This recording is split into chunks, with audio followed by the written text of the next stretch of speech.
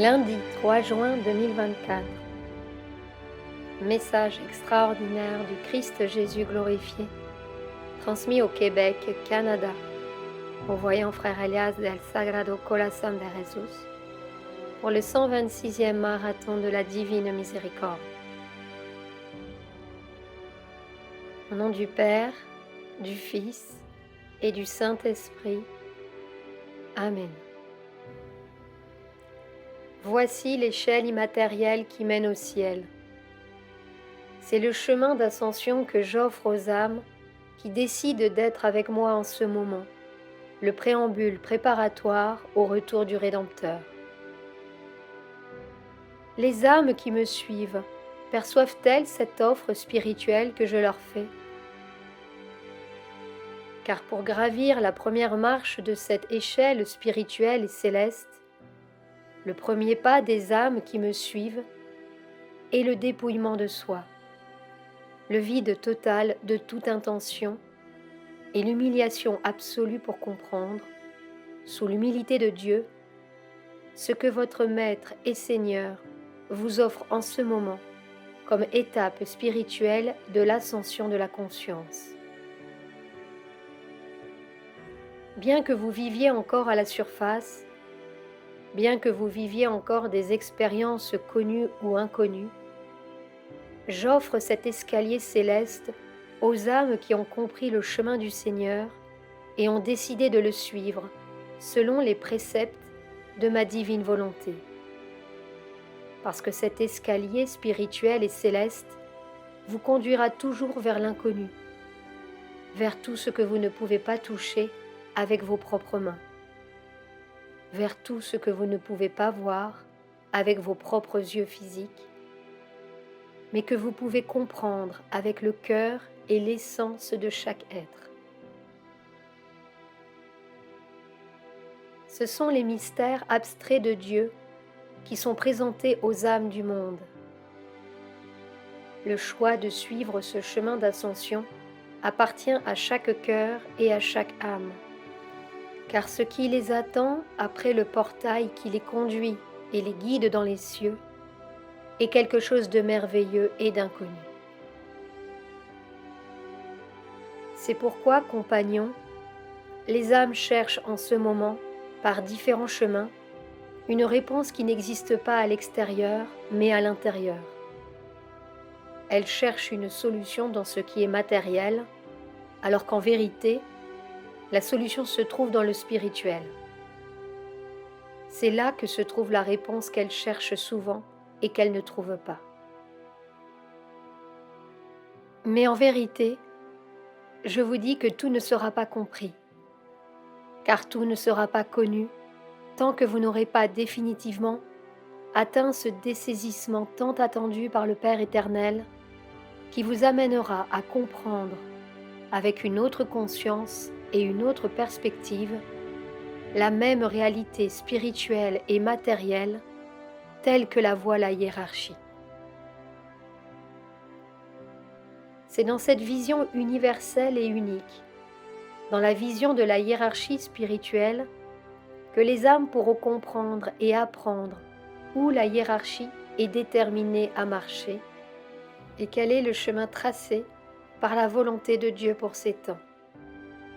Mais malheureusement, en cette fin des temps, les âmes choisissent de placer leur mental et leur cœur sur d'autres chemins qui ne sont pas mes chemins, mais les chemins du monde. Chaque âme et chaque cœur de cette humanité a sa place pour vivre son expérience, mais ils ont aussi leur chemin qui est déjà écrit par le Père éternel lui-même. Tant que les âmes ne décideront pas à suivre la voie du Seigneur, non seulement elles perdront un temps précieux pour Dieu, mais elles perdront l'occasion de trouver pour elles-mêmes les trésors du ciel, les trésors spirituels et intérieurs que j'ai dans mon sacré cœur, comme une source abondante et inépuisable pour les âmes, une source de grâce et de miséricorde. Maintenant, comprenez-vous où les yeux du monde regardent où les yeux de cette humanité regardent. Car tandis que les événements se précipitent sur la planète, les anges gardiens, envoyés par les trônes célestes, attendent que les âmes se décident à faire le premier pas et à gravir le premier échelon de cette échelle spirituelle et céleste. Le cortège angélique est prêt pour ce moment. Mais le temps a une fin, comme le temps a un commencement. C'est le moment de ne pas tarder et de ne pas manquer les opportunités de l'univers. Car ces opportunités qui sont destinées aux âmes passent comme une impulsion sacrée, unique, en attendant que beaucoup d'autres s'avancent pour donner une réponse. C'est pourquoi je viens en tant que Seigneur de l'univers et de la vie, parce qu'à travers la grâce qui m'a été accordée par le Père éternel, je peux connaître le dessein de chaque être. En attendant ici, j'attendrai que les derniers, qui ont été appelés à gravir cette échelle spirituelle et céleste, comprennent que nous sommes dans le préambule et le grand moment de la préparation du retour du Christ, pour tous les Christs intérieurs de cette humanité. Et cela ne se fera pas par miracle seulement. Cela se fera par la coopération et la collaboration des âmes, de tous ceux qui peuvent s'ouvrir pour apprendre à reconnaître la nécessité du service et de l'abandon en tout lieu.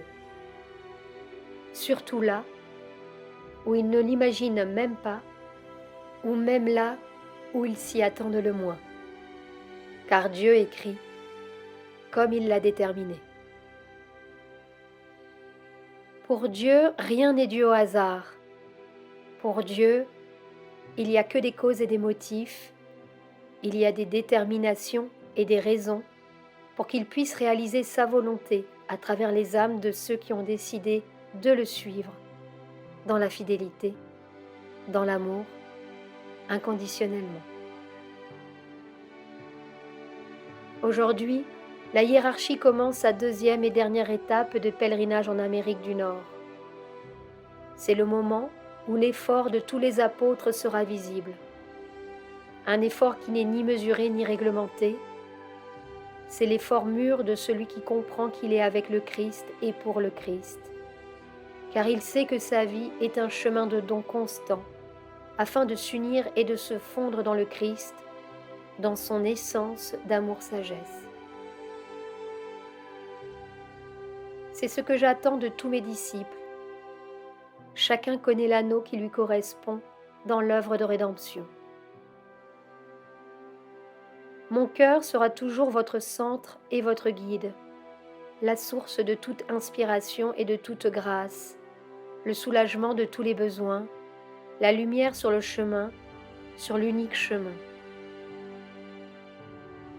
Que ce marathon de la divine miséricorde élève vers le ciel toutes les intentions par les prières de tous ceux qui sont cohérents avec le Christ, de ceux qui ne se permettent plus de reculer, mais d'avancer, de ceux qui savent clairement ce dont j'ai besoin en ce moment. Que ce marathon de la divine miséricorde puisse contempler, à travers les cœurs, les intentions sacrées du Christ pour ceux dont il a besoin, afin de faire leur pas dans cette poursuite constante de la vie de consécration et de service, pour qu'un jour, sur cette surface de la planète, les apôtres et les disciples du Christ puissent être des ambassadeurs de la paix.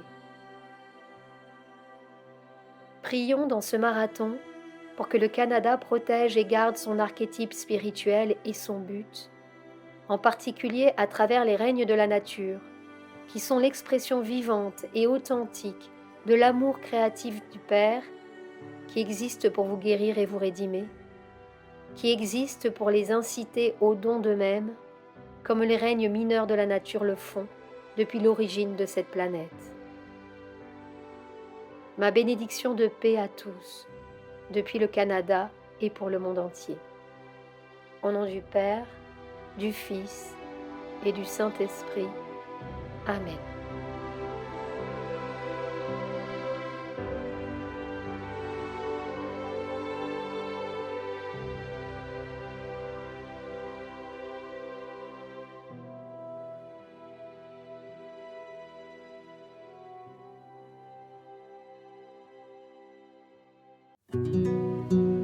chaîne Telegram Suivons les messagers divins.